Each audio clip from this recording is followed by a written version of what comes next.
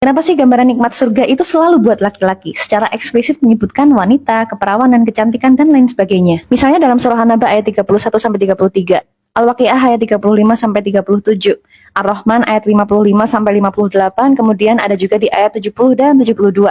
Terus perempuan dapat apa? Gitu kan pertanyaannya. Perumpamaannya seperti ini. Kalau kita kerja sebulan penuh, lembur berhari-hari, tapi di akhir bulan gaji kita nggak terbayarkan, kita marah dong. Gaji yang berupa uang adalah bentuk spesifik dari reward yang kita inginkan. Tentu ada banyak jenis reward lain, misalnya ucapan makasih. Tapi apa iya kita mau dibayar pakai makasih doang setelah sebulan penuh bekerja? Enggak kan? Sama juga dengan ketika Allah menjanjikan sesuatu pada para hambanya yang beriman. Ketika menciptakan manusia, Allah nggak menjadikan sama antara perempuan dan laki-laki. Walaisa dzakaru kal unsa. Allah juga sudah menjelaskan hal-hal yang disenangi manusia pada surah Ali Imran ayat 14. Zuyyina linnasi hubbus syahawati minan nisa. Kecintaan manusia itu salah satunya adalah terhadap wanita. Ada nggak penelitian soal ini? Ada guys. Jadi meskipun laki-laki dan perempuan sama-sama memiliki gairah seksual, bedanya adalah bahwa laki-laki itu lebih sering punya hasrat daripada perempuan. Dilihat dari lebih sering dan intensnya laki-laki menginginkan hubungan badan, variasi fantasi seksual, keinginan untuk menjalin hubungan dengan beberapa wanita sekaligus, dan masih banyak lagi. Jadi kita pahami dulu bahwa kenikmatan seksual adalah hal yang sangat disukai laki-laki. Tapi Allah paksa laki-laki beriman untuk menekan hasrat seksual itu sehingga ia nggak menyalurkannya dengan cara-cara yang haram di dunia. Agama kita, agama Islam, adalah agama yang paling konservatif dan paling ketat aturannya soal interaksi antar lawan jenis. Bisa dilihat dari aturan dress code yang ada kaitannya dengan aurat, kemudian aturan untuk ghodul basor, percakapan yang dibolehkan, hukumnya kholwat, ada yang boleh ada yang enggak, ikhtilat, ada bertamu, bahkan di dalam rumah pun ada adab-adab laki-laki terhadap perempuan sekalipun mereka adalah mahram. Harus ketuk pintu dulu kalau mau masuk ke kamar perempuan, ngasih kesempatan buat anak perempuan pakai baju yang proper dan sebagainya. Juga kapan anak laki-laki dan perempuan harus dipisah kamarnya. Betapa banyaknya kehati-hatian dalam Islam tentang interaksi lawan jenis. Sementara dengan fitrahnya laki-laki yang menyenangi keindahan wanita, mereka terpapar oleh keindahan fashion wanita all the time, di jalan, di kantor, di internet, sehingga besar sekali ujiannya laki-laki muslim itu. Ketika laki-laki muslim dipertontonkan aurat secara bebas, dia sebenarnya bisa aja milih untuk terus memandangi keindahan yang gak halal itu. Dia bisa aja kemudian membayangkan hal-hal yang gak senonoh untuk mencapai puncak syahwat. Tapi dengan adanya reward dari Allah tadi, laki-laki akan punya alasan yang lebih kuat untuk menjaga pandangannya. Oh, Allah punya sesuatu yang lebih baik buat aku, jadi aku harus nahan pandanganku dan jaga kemaluanku. Kenikmatan bidadari surga yang Allah janjikan pada laki-laki itu hanya sebagian kecil aja dari besarnya nikmat yang ditawarkan pada hamba Allah yang beriman. Apa-apa yang tadinya nggak dibolehkan di dunia, Allah bolehkan di surganya tanpa ada sedikit pun rasa hasad, iri, dengki dalam hati manusia. Jadi reward yang Allah berikan adalah segala hal yang kita disuruh menahan diri terhadapnya selama hidup di dunia, yang nggak terbatas pada larangan laki-laki untuk sembarangan menyalurkan syahwatnya pada perempuan. Terus apa reward buat perempuan di surga? Kenapa nggak dideskripsikan sedetail reward untuk laki-laki? Menurut Ustadz Numan Ali Khan, justru ini adalah cara mendeskripsikan nikmat surga untuk perempuan yang lebih indah. Rubba sukutin ablagu min kalamin. Silence is more elegant than words. Ketika Allah nggak mendeskripsikan reward untuk perempuan, bukan berarti nggak ada rewardnya, melainkan rewardnya melebihi sesuatu yang bisa dideskripsikan dengan kata-kata. Dan ini terjadi dalam Al-Quran. Selalu ada ganjaran untuk setiap amal saleh, tapi ada amalan-amalan yang sangat besar dan sangat megah sehingga rewardnya nggak bisa dideskripsikan dengan kata-kata. Salah satu amalan yang sangat besar rewardnya adalah memaafkan seseorang yang menyakiti kita ketika kita sebenarnya punya kekuatan buat membalas. Maka apa yang Allah katakan untuk amalan-amalan seperti ini? Fa'ajruhu 'alallah. Maka Allah sendirilah yang akan memberikan rewardnya. Allah nggak lagi menggunakan deskripsi berupa taman-taman indah, sungai yang mengalir, atau pasangan, sebab ganjarannya melebihi itu. Jadi sekarang aku balik tanya, kenapa kita seolah menghalangi Allah? Bahkan ada juga yang menganggap Allah nggak adil hanya karena ia memberikan nikmat seperti itu pada laki-laki yang semasa hidupnya udah menjaga pandangannya dan tubuhnya dari zina. Kita kenceng banget ngomong ajarin laki-laki untuk nundukin pandangan dan jaga kemaluan di dunia ini. Lalu adilkah jika kita masih membatasi mereka untuk mendapatkan hal itu di surga? Kenapa kita hanya fokus pada satu jenis kenikmatan aja dan mengabaikan nikmat lain yang sering Allah sebutkan dalam Al-Quran? Kenapa kita hanya fokus pada kenikmatan tapi mengabaikan tanggung jawab yang harus dipenuhi seorang laki-laki dan perempuan agar bisa masuk surga Allah? Bukankah Allah mengizinkan perempuan untuk masuk ke surga dari pintu mana saja yang dia kehendaki selagi ia sholat 5 waktu, berpuasa di bulan Ramadan, menjaga kemaluannya dan menaati suaminya? Bukankah Allah jadikan perempuan dunia solihah sebagai makhluk yang lebih